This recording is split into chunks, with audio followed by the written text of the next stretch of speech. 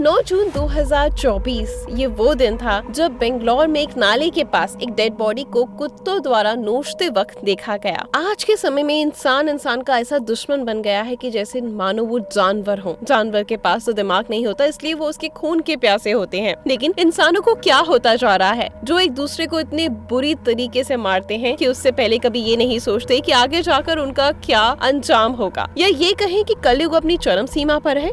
आए दिन हमें इस तरह के केसेस सुनने को मिलते हैं। आज की जो खबर है, आज की जो सच्ची घटना है, ये भी आपके होश उड़ा कर रख देगी। जांच में पता चला है कि ये डेड बॉडी रेणुका स्वामी के नाम के लड़के की है, जिसके घर से 200 किलोमीटर दूर उसको फेंक दिया गया था। फिर जांच आगे बढ़ी तो पता चला इस मामले में कन्नड़ एक्टर दर्शन का नाम सामने आ रहा है। ये भी सामने आया कि रेणुका स्वामी दर्शन का फैन था। उसके बाद इस पूरे मामले की जाँच की गयी। उसके बाद दर्शन को जेल भी जाना पड़ा, लेकिन अब अपने फैन रेणुका स्वामी के मर्डर केस में जेल की हवा खा रहे हैं। कन्नड़ सिनेमा के पॉपुलर एक्टर दर्शन और उनकी गर्लफ्रेंड एक्ट्रेस पवित्रा गौंड की मुश्किलें लगातार बढ़ती नजर आ रही हैं। हाल में ही मर्डर केस में पुलिस द्वारा जारी चार्जशीट में अहम खुलासे हुए हैं। इन खुलासों ने सबके होश उड़ा कर रख दिए। इस केस में पुलिस द्वारा दाखिल की गई 3991 पेज की चार्जशीट में कई बड़े खुलासे किए गए हैं। इनमें बताया गया है कि कन्नड़ एक्टर दर्शन और उनके साथियों ने रेणुका स्वामी के साथ बहुत बर्बरता की। चार्जशीट के इस पेज में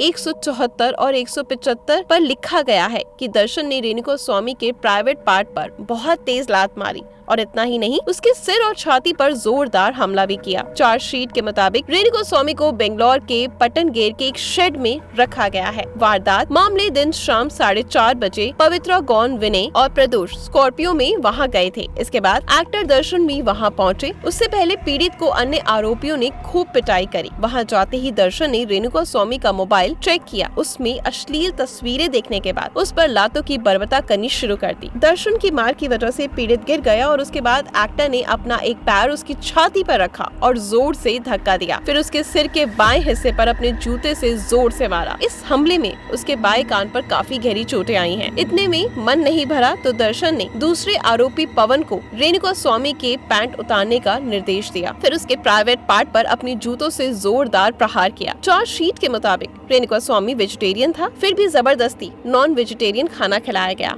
चार्जशीट में ये भी लिखा है कि दर्शन और दूसरे आरोपियों ने सबूत मिटाने की कोशिश भी की थी। इसमें पवित्रा और दर्शन के फोन के गूगल लोकेशन भी शामिल है। साथ ही जानकारी के मुताबिक एक आरोपी के फोन में रेणुका स्वामी के फोटो भी मिले, जिसमें वो गिड़गिड़ाते हुए दिख रहा है। इसके शरीर पर कपड़े नहीं थे। ये बड़ा सबूत माना जाता है। बता देते हैं कि पुलिस की पूछताछ में दर्शन ने बताया कि मैं पवित्रा गौंड के साथ 10 साल से लिविंग रिलेशनशिप में रहा हूँ। वो मेरे आर घर के 1.5 किलोमीटर दूर रहती है। मुझे 8 जून को दोपहर 3 बजे अपहरण के बारे में पता चलता है, जो मैं स्टोनी ग्रुप में था। पवन मेरे और पवित्रा के घर में काम करता था। उसने बताया कि रेणुका स्वामी को एक शेड में रखा गया है। मेरे वहाँ पहुँचने से पहले उस पर हमला हो चुका था। दर्शन ने आगे बताया, जब मैंने उससे पूछा कि क्या उसने पवित्रा को अश्लील मैसेज भेजे थे, तो उसने स्वीकार कर लिया। इसलिए मैंने उसके सिर, गर्दन और छाती पर जोर से लात मारी। उस पर हमला करने के लिए पेड़ की ढाली और अपने हाथों का इस्तेमाल करा। कार में पवित्रा गौंड को बुलाया गया और उसे अपने चप्पलों से मारने के लिए कहा गया। रेणुका को पवित्रा के पैरों पर गिरकर माफी मांगने का निर्देश दिया गया और उसने अपनी गलती मानते हुए ऐसा कर भी दिया। आपको बताते चलते हैं कि हत्या की इस वारदात को बेंगलुरु के पटनगेरे गांव में अंजाम दिया गया।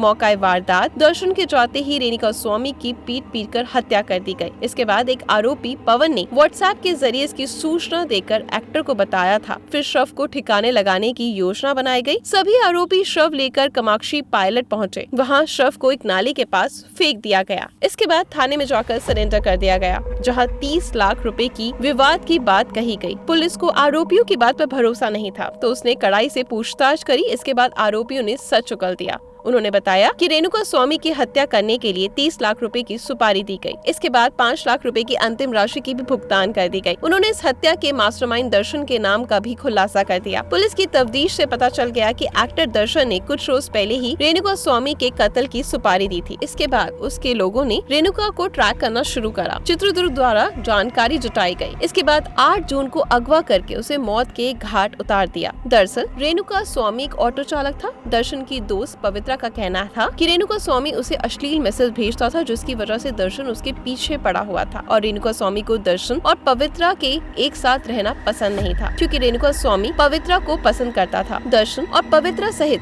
17 न्यायिक हिरासत 12 सितंबर तक बढ़ा दी गई है। फिलहाल सभी अलग अलग जेलों में हैं। वीडियो कॉन्फ्रेंसिंग के जरिए उनकी पेशी की गई। दर्शन अभी बिल्हारी जेल में है। इससे पहले वो बेंगलोर के परपना अघारा सेंट्रल जेल में थे, जिसे सिगरेट पीते हुए फोटो सामने आने के बाद उनका जेल बदल दिया गया। जानकारी के मुताबिक दर्शन को सारी सुविधाएं देने वाले 9 अफसरों को सस्पेंड भी कर दिया गया है। अब आगे देखते हैं इस केस में क्या होता है। आपका क्या कहना है इस केस के बारे में? क्या उसने सही किया या गलत? कमेंट सेक्शन में जरूर बताना।